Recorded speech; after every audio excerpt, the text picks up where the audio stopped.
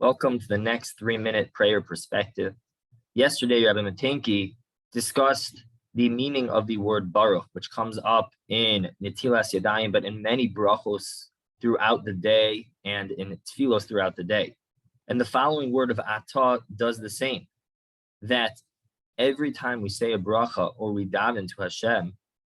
we recite the word Atah, you, that we address the King of all kings, the master of the universe, in a face-to-face, one-on-one opportunity, in a direct second-person conversation of you, which is how we can also address God when speaking informally with him, as we are encouraged to do, and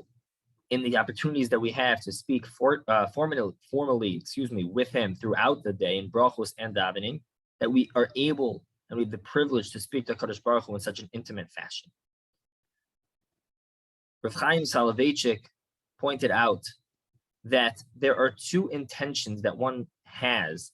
throughout the tefillah process. The first is the Perush Hamilim, the meaning of the words. And the second is specifically to understand that we are in the presence of God. And while that is very relevant when it comes to discussions of Shemona Esrei, and in particular the first bracha, as maybe we'll get there at one point,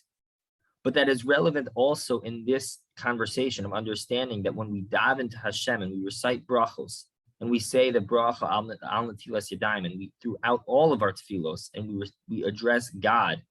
in this second person, in this direct form, it is a reminder that we are doing so and we are in the presence of God. And we are fortunate to have brachos throughout the day, starting with al netilas yadayim, but going throughout the birchos hashachar, the morning brachos on food, the rest of davening, etc., that throughout the day we have this constant reminder of Atah, that you, Hashem, I always have the opportunity to daven to you, directly to you, in such an intimate fashion, formal and informal. And a reminder of the very beginning of Shulchan Aruch, of Shivisi Hashem L'negdi Sami, that everything I do throughout my day, I am in the presence of God. And what greater reminder is that than to address Hashem in the context of starting from right when we wake up, of Al Netilas Yadayim, of Baruch Atah, that you, Hashem, you are the one who's commanded me, you are the one who gives me opportunities to daven, to connect, to speak directly with you at any moment throughout the day, starting from the very first moment that we wake up.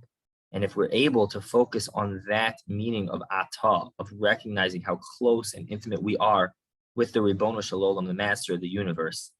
it not only changes our tefillos, but it changes all of our actions and how we carry ourselves throughout our entire day. Make this day a great day.